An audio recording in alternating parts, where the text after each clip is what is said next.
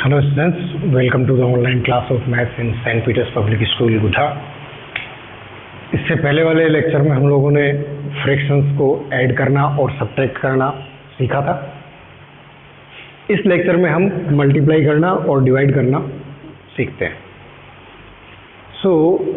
जब हम फ्रैक्शंस को ऐड कर रहे थे या सब्ट्रैक्ट कर रहे थे तो हमारा काम क्या था? यदि डिनोमिनेटर सेम है तो कैसे करते थे, और डिनोमिनेटर सेम नहीं है तो एलसीएम लेके कैसे उनको सोल्व करते थे, ये हम लोग डिस्कस कर चुके हैं। बट जब मल्टीप्लाई करने की बात आती है तो यहाँ पे आके थोड़ा सा चेंज हो जाता है।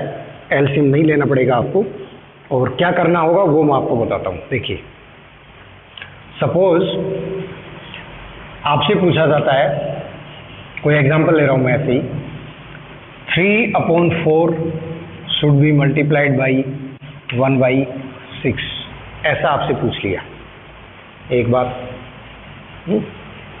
दूसरा, आपसे कह दिया 3 को मल्टीप्लाई करना है 1/4 से, ठीक है।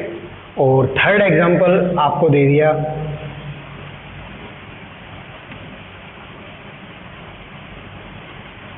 2/3 ऑफ 1/6, इस टाइप से कुछ दिया है। यहां आप लोग ध्यान से देखो, 3/4 को आप 1/6 से मल्टीप्लाई कर रहे हो, तो जब भी आपको मल्टीप्लाई करना है तो यहां एलसीएम लेने की जरूरत नहीं है। सबसे पहले तो आप ये देखिए कि ऊपर और नीचे वालों में, यानी न्यूमरेटर्स और डिनोमिनेटर्स में कोई नंबर किसी से डिवाइड होता है क्या या कैंसिल होता है क्या। ठीक है, डिवाइड होगा तो कैंसिल होगा। डिनोमिनेटर में कितना है 4 और 6, न्यूमरेटर में कौन है 1 और 3। एक बात मुझे यहां समझ में आ रही है कि ये 3 और 6 जो हैं ये डिवाइड होते हैं किससे? 3 से डिवाइड होते हैं। 3 को भी डिवाइड करेगा, 3 1 3, एंड 6 को भी डिवाइड करेगा, 3 2 6।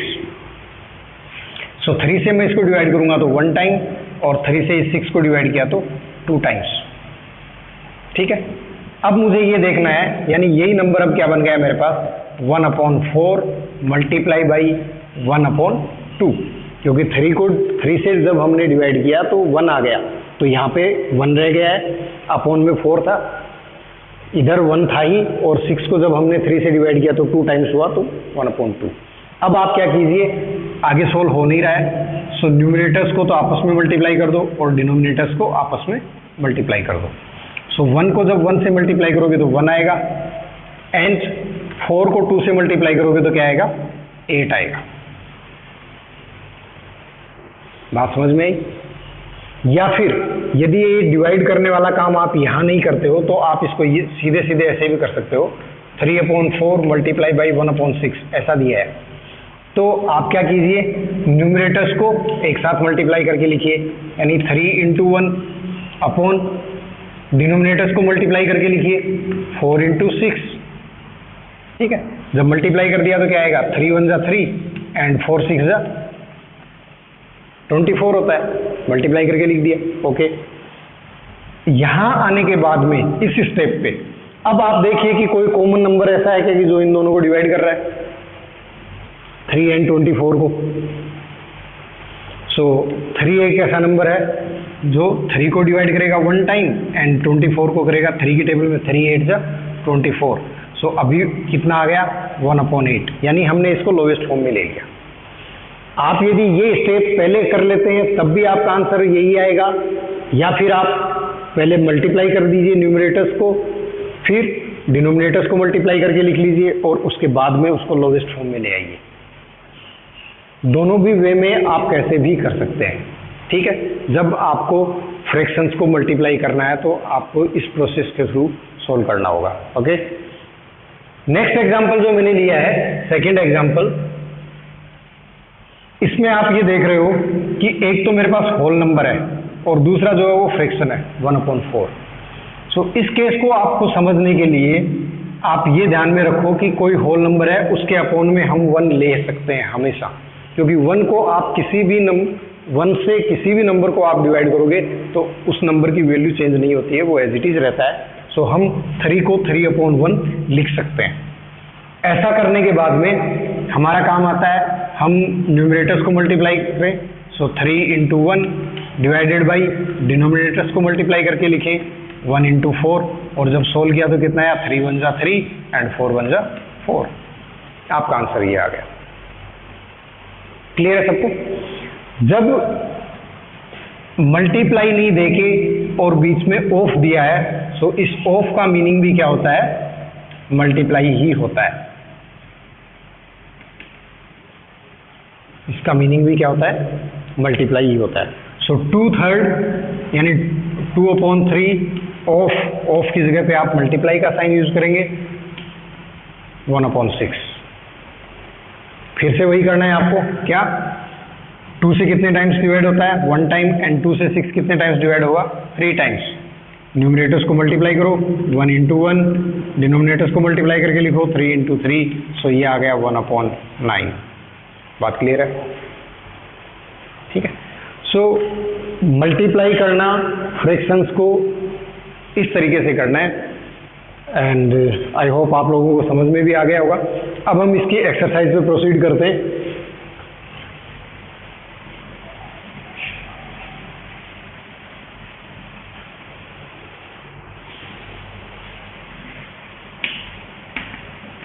एक्सरसाइज 2.2 और फर्स्ट क्वेश्चन पूछ रहा है आपसे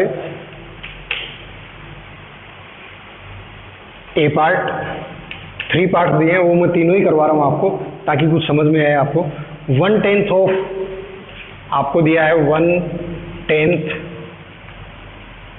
ऑफ 140/36, 140/36, ठीक है। इसी का बी पार्ट आपको दिया है 1/10 ऑफ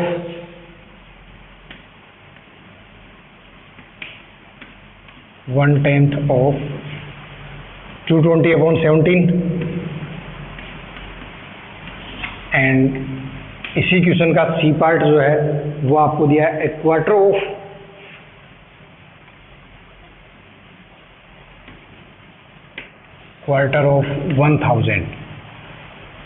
ठीक है। सो सबसे पहला काम आपका 1/10 का मीनिंग ये हुआ कि आप 1 का 10th पार्ट यूज करने वाले हैं, 1 का 10th पार्ट। और 1 का 10th पार्ट लेने के लिए यानी किसी भी नंबर का हम 10th पार्ट लेंगे तो हम उस नंबर को 10 से डिवाइड करेंगे। सो अभी हम 1 का ले रहे हैं 1/10, इसको हम लिखेंगे 1/10। अभी क्वेश्चन मेरा बन गया 1/10 ऑफ 140/36। और ऑफ का मीनिंग क्या होता है ये मैंने आपको बताया था, इसका मीनिंग मल्टीप्लाई है। सो इसको हम लिखेंगे 1/10 मल्टीप्लाई बाई 140/36। ऐसा करने के बाद में हम लोग देखते हैं कि ये किसी से डिवाइड होते हैं क्या। सो 10 से ये 1 टाइम होगा और 10 से ये 14 टाइम्स होगा, ठीक है। अब मल्टीप्लाई करके लिख दीजिए, 1 को 14 से मल्टीप्लाई करो, एंड 1 को 36 से मल्टीप्लाई करो तो कितना आ गया 14/36। इतना करने के बाद में आप इसको लोवेस्ट फॉर्म में ले आओ, देख लीजिए 2 से डिवाइड होता है क्या, 2 से ये 7 टाइम्स होता है, एंड 2 से 36 जो है वो 18 टाइम्स होता है। आप इसको लिखोगे 7/18। इसके बाद में आप इसको चेंज नहीं कर सकते, ठीक है ना, क्योंकि कोई भी ऐसा कॉमन नंबर नहीं है जो 7 एंड 18 दोनों को डिवाइड करता हो। सो इम्पोर्टेंट पार्ट यहाँ पे जो है ना वो ये है कि आप इसको समझो, ये क्या है 1/10। इसको समझ गए तो आगे तो मल्टीप्लाई करना है, सिंपल आप लोग कर सकते हैं। सेम यही हो रहा है 1/10 ऑफ 220/17। तो ये क्वेश्चन जो है ये मैं आप लोगों के लिए छोड़ रहा हूँ, बी पार्ट, इसको आप करेंगे होमवर्क में, ठीक है। हम सी पार्ट पे प्रोसीड करते हैं। सी पार्ट बोल रहा है 1/4 यही है ना, 1/4 तो यहां समझने वाली बात यह है कि हम क्वार्टर से क्या समझ रहे हैं। यहां आप समझो, सपोज कोई सर्किल दिया है आपको, ये कंप्लीट सर्किल है, यानी 1 सर्किल बोल सकते हो आप इसको, मैं इसको 2 इक्वल पार्ट्स में डिवाइड करूं, 2 इक्वल पार्ट्स में डिवाइड करूं, तो मैं इसको क्या बोलूंगा, half and half.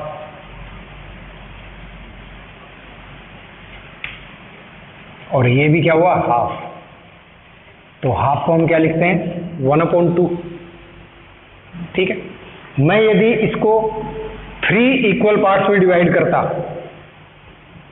3 equal parts में डिवाइड करता, तो क्या होता, इस टाइप से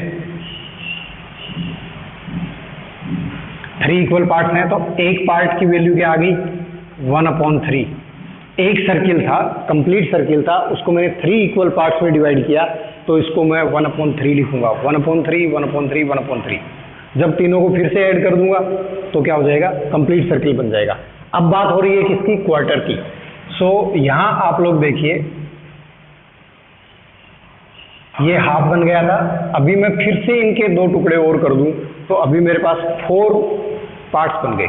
तो हम किसी भी सर्किल को 4 क्वार्टर्स में डिवाइड करते हैं, यानी 4 इक्वल पार्ट्स में डिवाइड करते हैं, तो इसका मीनिंग होता है 1/4।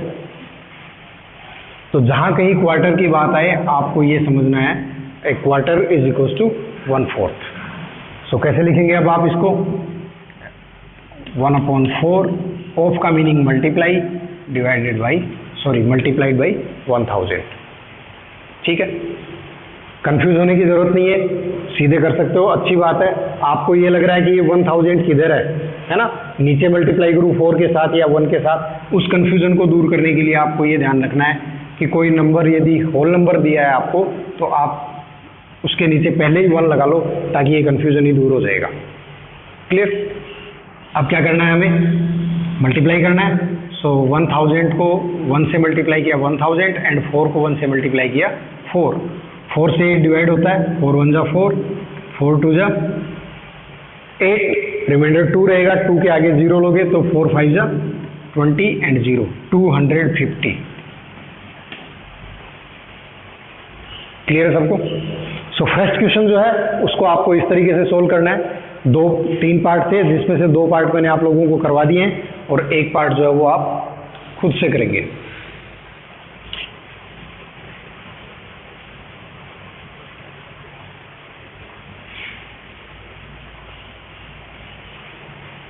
इसी एक्सरसाइज का सेकंड क्वेश्चन। सो इसमें भी आपको ABC 3 पार्ट्स दिए हैं। 3 में से मैं इसका फर्स्ट पार्ट करवा रहा हूं, 3 होल 3/5 मल्टीप्लाई बाई 4 होल 2/7। ये इसका ए पार्ट है। ठीक। तो अभी तक जो हम लोगों ने इससे पहले वाले एग्जांपल्स किए थे, उनमें आपको कोई मिक्स फ्रैक्शन में नंबर नहीं दे रखा था। ठीक है ना। यहाँ पे आपको मिक्स फ्रैक्शन में दिया है, तो फर्स्ट स्टेप आपका जो है इस टाइप के क्वेश्चन में ये होगा कि मिक्स फ्रैक्शन को आप फ्रैक्शन में चेंज करो, भले ही वो प्रॉपर होगा चाहे इम्प्रॉपर होगा। ठीक है।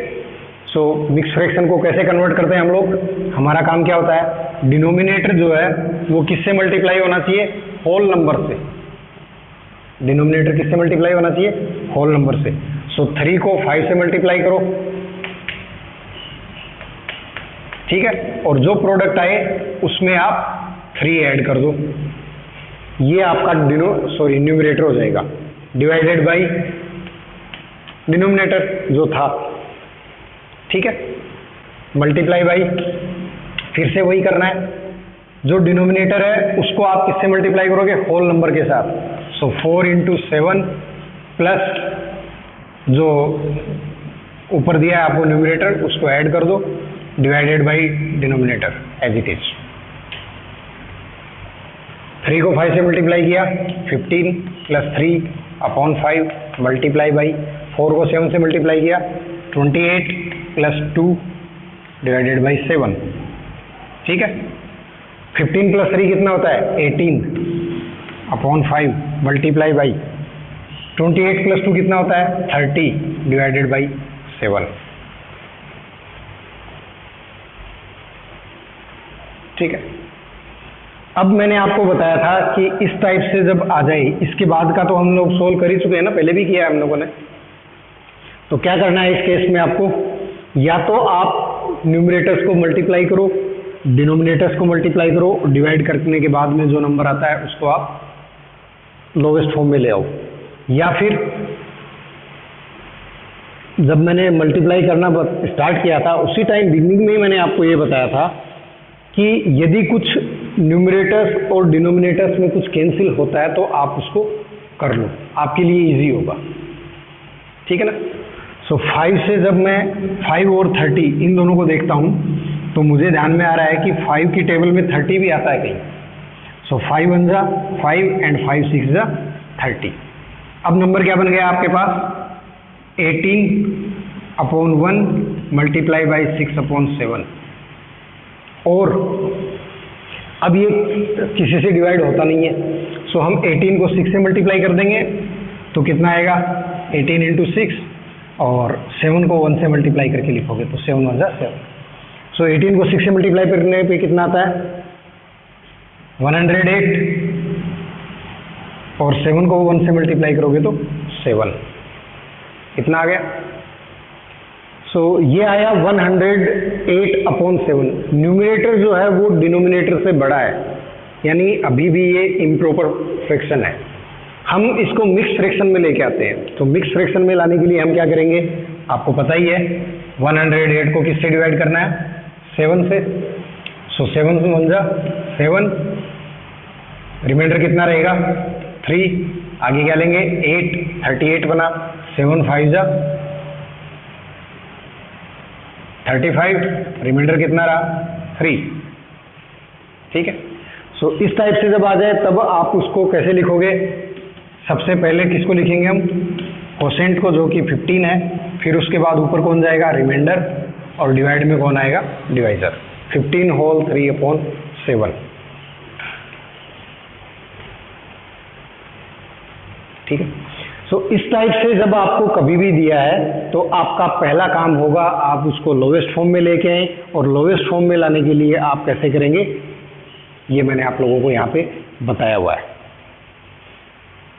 आगे बढ़ते जाओ, कुछ कैंसिल होता है उसको कैंसिल करते जाओ, नहीं होता है तो न्यूमरेटर्स को न्यूमरेटर के साथ मल्टीप्लाई करो, डिनोमिनेटर को डिनोमिनेटर के साथ करो, अपॉन में लिख लो। यदि आपके पास इम्प्रॉपर फ्रैक्शन आ जाता है तो आप उसको मिक्स फ्रैक्शन में लिखो, और मिक्स फ्रैक्शन में लिखने के लिए मैंने आपको बता दिया है ऐसे डिवाइड करना है। यदि आप सीधे सीधे डिवाइड करके लिख सकते हो बहुत अच्छी बात है, नहीं लिख सकते हो तो आप रफ वर्क में कहीं पे इसको सोल्व कर लो और उसके बाद में चेंज करो, ठीक है। ये रफ वर्क करने के बाद में जब आप मिक्स फ्रैक्शन में डाल रहे हो तो हमेशा ध्यान में रखो आपको इस टाइप से लिखना होता है। सबसे पहले आता है कोसेंट, ठीक है, फिर जो रिमाइंडर रह जाता है वो जाएगा ऊपर, और नीचे कौन आएगा, डिवाइजर। मिक्स फ्रैक्शन का ये फॉर्मेट होता है, ध्यान होना चाहिए। कहीं आप यदि उल्टा सीधा लिख दोगे 3 होल 15/7, रॉन्ग हो जाएगा। पहले कौन आएगा, कोसेंट, होल नंबर की जगह कोसेंट आएगा, न्यूमरेटर की जगह पे रिमाइंडर जाएगा, और डिनोमिनेटर की जगह पे कौन आएगा, डिवाइजर आएगा। क्लियर है सबको, ओके। सो आज हम लोगों ने क्या सीखा इस लेक्चर में, फ्रैक्शंस को मल्टीप्लाई करना, ठीक है। किस टाइप से हम सोल्व करेंगे, 2 3 4 क्वेश्चंस की प्रैक्टिस हम लोगों ने कर ली है, और इस एक्सरसाइज के जो रिमेनिंग क्वेश्चंस हैं वो आप लोगों को होमवर्क की नोटबुक में करने हैं। बाकी के क्वेश्चंस हम नेक्स्ट वीडियो में करेंगे, ठीक है। Thank you.